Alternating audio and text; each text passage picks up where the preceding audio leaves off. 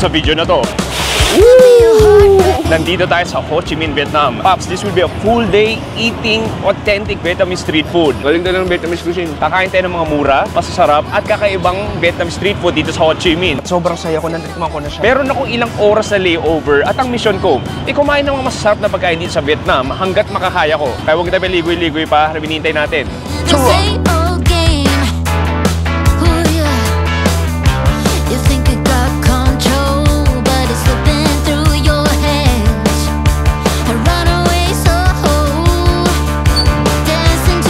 Boom!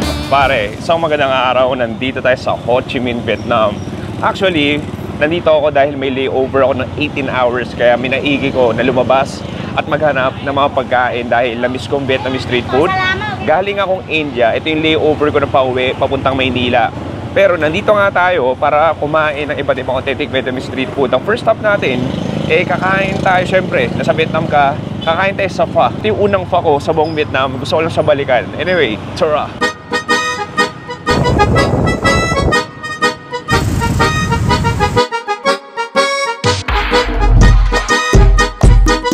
Okay pare, unang food trip natin, false news, sarado yung pho na dapat napupuntahan ko. Pero sa katabi niya, may nakita ko dito nagbebenta ng Com Tan. Ang Com Tan, basically, kasi broken rice siya, kasi butil-butil yung kanin niya. Tapos papartner namin iba't ibang Vietnamese ulam. Anyway, ito na yun. So makikita mo dito may iba't ibang klaseng ulam. May pork belly, may para silang adobo, glazed chicken, another kind of glazed chicken, fried chicken. And then, dito may baboy yung nakikita.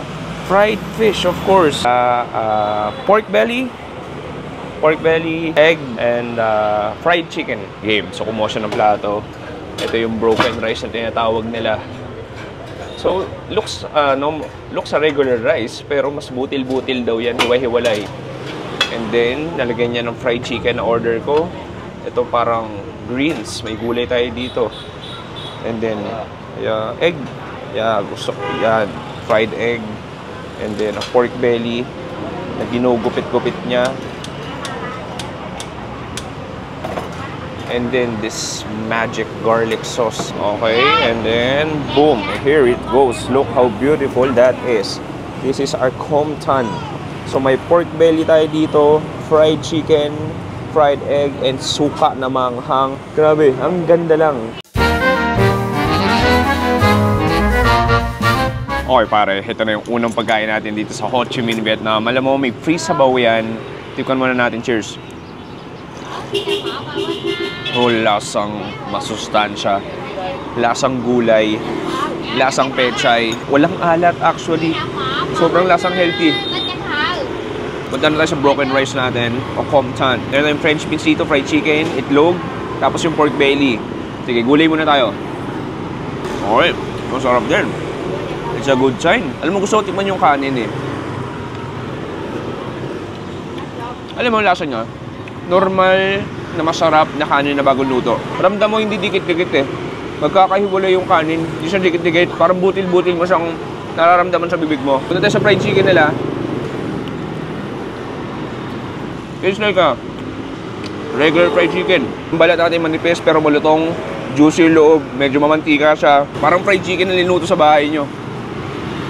Pwede mong gawin. I-dip dito sa vinegar nila.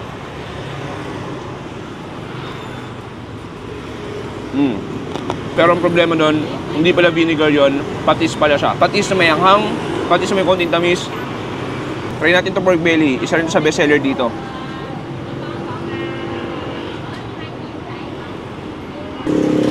Kalasan nyo yung mga inihaw na yan pa sa Pilipinas. Smoky, matamis. Itong patis natin na may sili, i-drench natin. Lalagyan natin yung kanin natin. Lalagyan natin yung itlog natin. Yung gawin ko, kuha ng itlog. Sarap kung medyo runny pa yung egg. Cheers! Marami naman nakatikman na Com Tan dito sa Vietnam, kahit sa Hanoi. To be honest, mas marami mas masarap. Pero ito classic lang eh. Very straightforward. May libre rin silang iced tea dito. Pambababa na kinakain mo. Alam mo ganyan sa Com Tan, parang karinderya, mix and match. Pwede ka mamili kung anong klaseng ulam gusto mo. So pwede isa lang din yung ulam mo, pwede naman tatlo yung ulam mo, depende sa'yo. And then, sisimula pa lang tayo, starter pa lang to, for si tayo next food trip.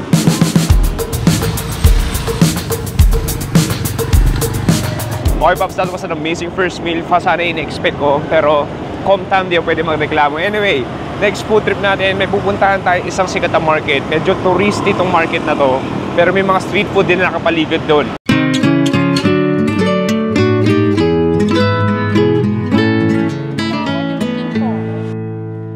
Okay, Pops, so bubungad sa'yo dito sa Bentan Market, iba't ibang mga damit. Parang sa mini Green Hills, mga pang turista, mga damit, sapatos, ref magnets, alahas.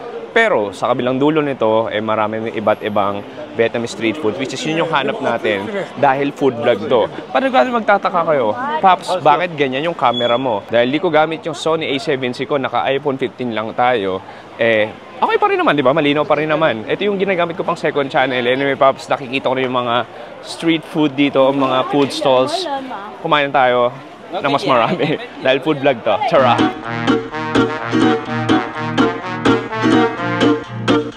Okay pare, next food trip natin, may nitag ng Ban Bio Hue. Hindi ko alam nung klaseng pagkain siya. Excuse me, one Ban Bio Hue? One here? Yeah, here. So makikita mo dito, Pops, nandito si auntie na gumagawa ng iba't ibang parang mga rice patties. Parang siyang mga rice patties. And then, lalagyan niya ng parang saging ba yan?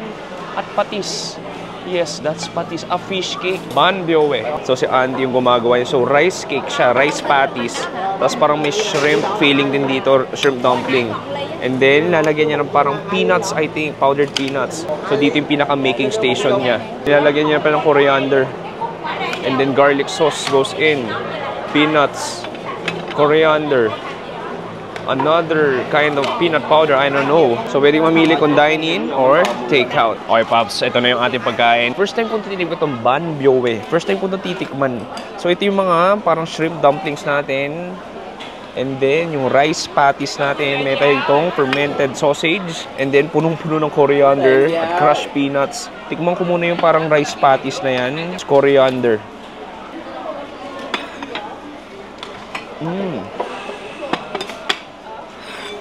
Oh, wow, masarap. I love how sugary yung peanuts natin. Parang siyang peanut powder na may asukal.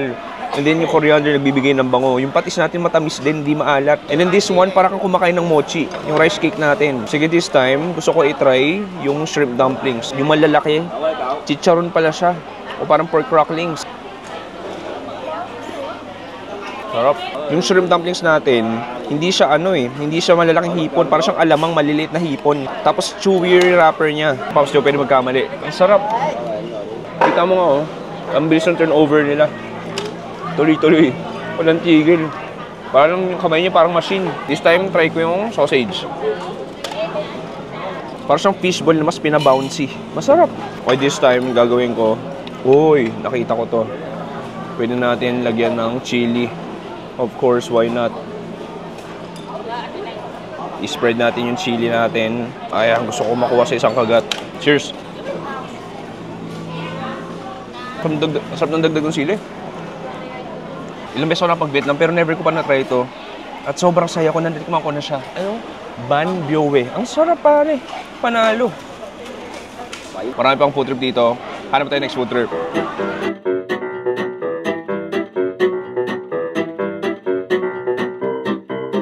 Okay, Pops, look at this. Nilagay niya ng rice batter.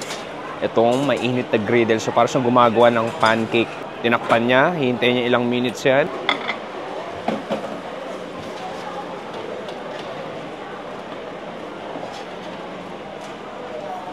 So, ito yung gawa na. So, ini-slice niya. So, lalagyan niya ng filling, mushrooms and peanuts yan, I believe. And then, i-roll niya yan.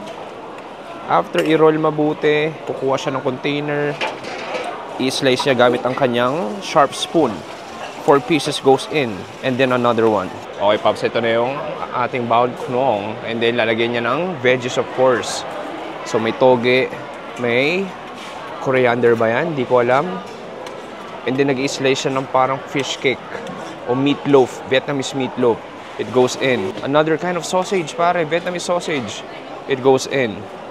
And then, fried shallots rather. And of course, yung side niyan is yung Vietnamese patis with chili, of course. Boom!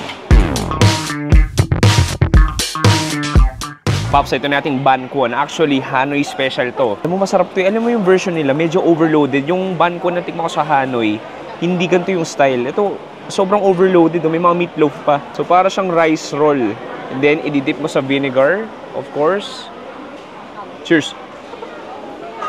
Sobrang meaty niya. Hindi lang legumes o mushrooms siya nandun. Yan yung pork na yun, may lasa na rin, may marination na rin siya. Yung rice wrapper natin, medyo chewy. Yung patis natin, hindi malat yung patis nila dito, medyo matamis talaga. Okay, gusto ko try itong sausage. Ang sarap ng fried shallot. Pwede natin gawin. Kuha tayo ng Banquon. Tapos gulay na rin. Aya. Oh, this is a perfect bite. Dip natin sa patis. More daw ng milk tea. Dahil uhaw na uhaw na ako. Cheers! Mga pagkain hindi ka makonsensya kahit may karne. Balancing-balance eh. Ang healthy talaga. As ang milk tea sa 7-Eleven yung slurp. Parang ganun. Pero masarap.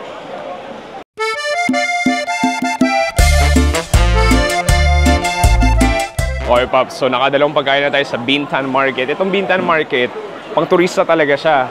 Usually, I mean, may mga lokal namang kumakain pero karamihan talaga turista. So dito, yung style, mga food stalls. Tapos sa food stall na yon, marami sila binibentang ulam. So choose your poison na lang. Ikaw na lang bahala kung sinong tindera yung mapipili mo o maiibig mo dahil dito medyo aggressive sila. Alakin ka talaga nila ng menu. Tatawagin ka nila, uy, kain ka dito. Kain ka dito. Anyway, Pops, hanap pa tayo isang food trip dito and then labas tayo mamaya. So, Pops, ito yung ito yung parang halo-halo nila. Ano kayang ordering ko? Coconut milk inside. Why not? This one? One. Thank you. Boom, pare. So makikita. Oh, ang bilis. Magsasalita pa lang ako. Ito na agad. Ano ba yun? Ang bilis. So basically, para siyang halo-halo. So maraming klase, maraming kinds, maraming ingredients. So ito, napili ko. Ito yung pinaka-classic nila. So yung gatas na gamit dyan, coconut milk. So coconut milk yung gamit nila. Halu-haluin natin. Parang halo-halo. Alam mo tayo, bilang Pinoy, dapat master na natin yung paghalo. Ayan. Sa ilalim mo haluin, huwag sa taas dahil mag-overflow yan. Oh, no, that, all of the jellies, the beans. Alam mo, gusto mo tikman yung gatas eh.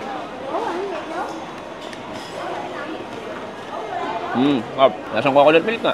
Lasa ng gata. Ganun-ganun. Then, kuha na tayo ng mga sahog. Ayan, so may beans ako dito. May jellies. Ito, parang coconut jelly rin. Cheers. Parang itong ano eh.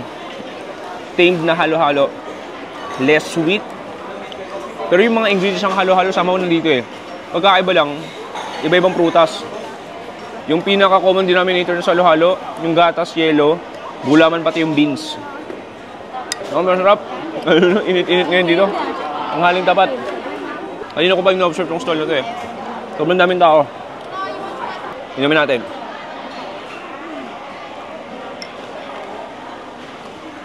Panigurado ang taas sa calories ito, pero minsan ka lang naman sa Vietnam eh.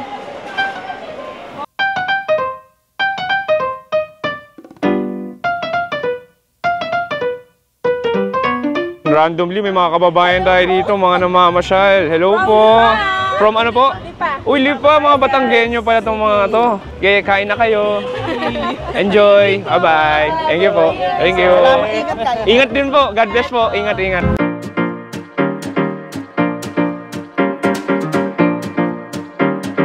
Ngayon, buti nakastop, so medyo hindi hassle tumawid. Pero kapag minsan sobrang dami talaga, mahirap ako tumawid dito sa Vietnam. Though, galing tayong India, medyo basic pa to kung tutuusin dahil sa India talaga, bubusinahan ka at walang priority ang pedestrian. Dito kahit pa paano, may konting priority naman. Pops, lakad ako, naghahanap pa tayo ng street food dito sa Ho Chi Minh. Tuloy-tuloy pa rin to. Tara!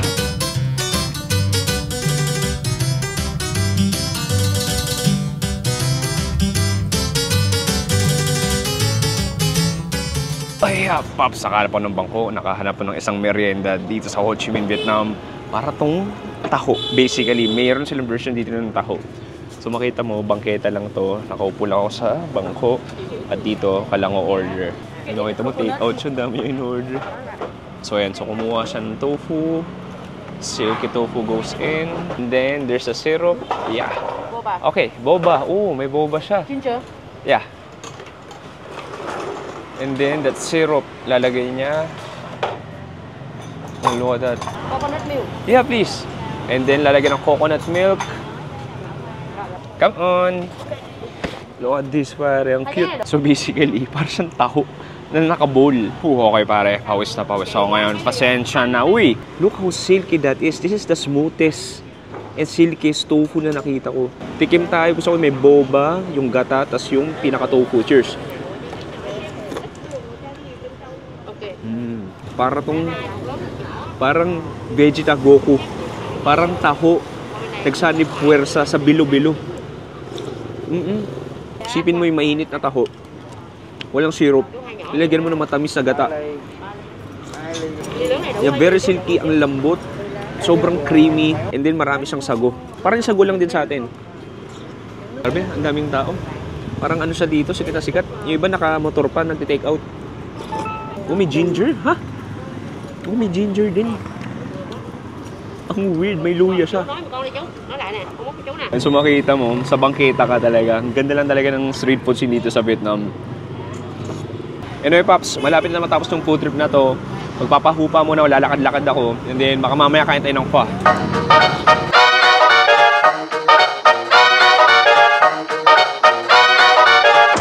Philippines! Philippines. Yeah. Salamat. Uy, salamat. Come on. Inaakit ako ng usok ng banh mi ni Kuya. So makita mo dito, meron siyang mga grilled patties. So, bobanlok? Batlok? Bolalok? Beef. So meron tayong mga pork patties dito. Ito, beef naman to. And then, dito yung ingredients niya. And pwede ka mamili if grilled meat o pork o grilled beef. Ako, mag-grilled meat ako o yung patty. Okay, so kumuha siya ng bread. Coriander. Yeah, coriander, everything. And then, lagyan niya ng chili. And then, some coriander. Cucumber. Carrots, radish. And then, heto na. Kumukuha na siya ng magandang grilled patty. Inihaw niya mabuti, tinutusta niya. Gusto niya tostado talaga. Okay, it goes in 1, 2, 3, 4 patties. And then the sauces, sriracha I think. Another soy sauce. Patis. And then that garlic sauce na hindi ko masabi. Boom, ito na yun, wow. Here it is, pare, ang ganda. And then, boom, it goes to the paper. And then plastic. Thank you. Come on. Come on. Okay, Pops, I'm on the side of the road. Let's eat our banh mi. It's been a long time actually. Di alam ni Kuya. 2023 nakakain na ako sa kanya. Kasi dito ba dati malapit hotel ko. So ito yung ating, look at this. 30,000 dong. Nakalimutan ko magkano sa pesos yun. Pero kumura lang to. Wala pang 100 pesos ata to. So look at this. Look at this elegant banh mi. Simple lang. You have 4 slices of that pork patty. May garlic oil tayo dito. May butter din yung pinaka-bread natin. And then cucumber. Iba't ibang Vietnamese sauce. Okay, cheers.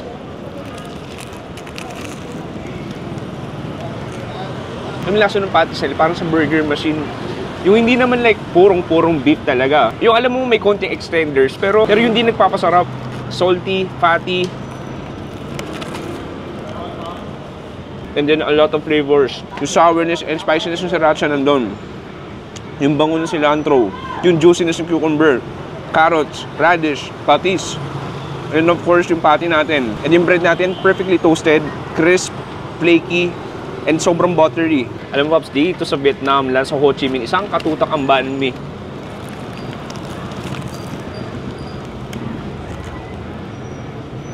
Kita mo to? May karne, maraming sauces, pero balanse pa rin ng gulay. Galing talaga ng Vietnamese cuisine.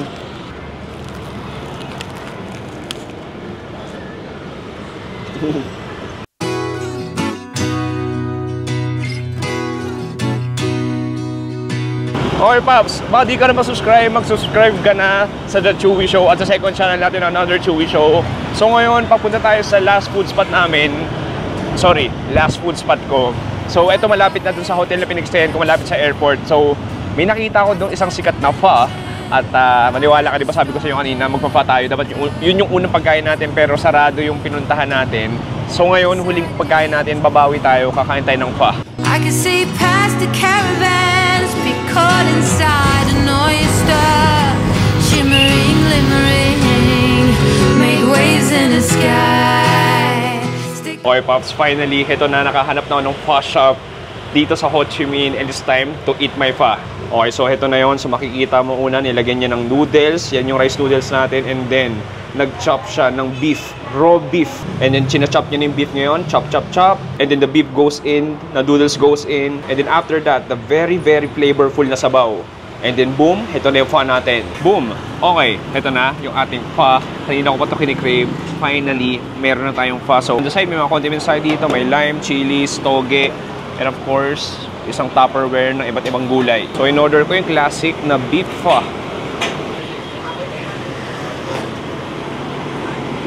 Okay. Nice. Harap. Not too rich, pero hindi rin siya bland. Saktong-sakto lang. Kumbaga na-hit niya yung tamang spot. Yung pagkakulo ng mga buto-buto, lasang-lasa mo. Patakan ko ng lemon or lime, sili. Lagyan natin ng mga greens, pampabango, some chili sauce or sriracha. And then, ito yung natutunan ko sa Hanoi. Paglagay ka ng garlic vinegar. Pwede na natin haluin all of that rice noodles, all of that beef. Halu-haluin natin. Bigla-bigla yung sabi niya, kunan ko daw to. Sige, kunan ko na rin. Yeah. Woo! Ayos. Kaya pala gusto niya pang unan eh. Yun na yun. Hindi naman titikman yun eh. Nakita niya lang na, uy, papapuhin ko. Okay, this time, kuha ko ng baka. Tapos noodles. Cheers!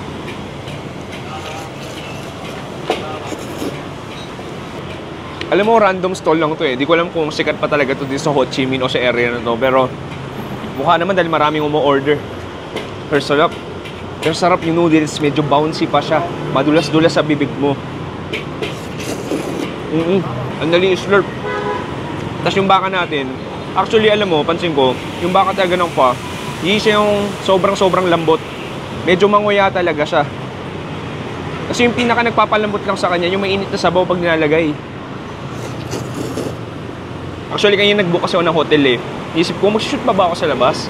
Parang nakakapagod na kasi medyo pagod daw galing India. Pero di ako nagsisisi. Kahit ang gasol yung pagkain natin.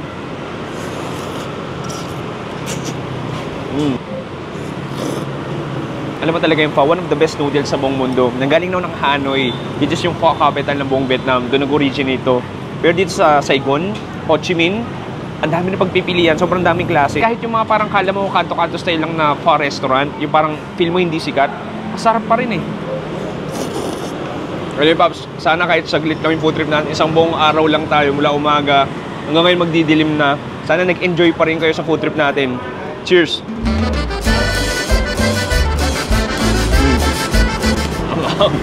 Sarap.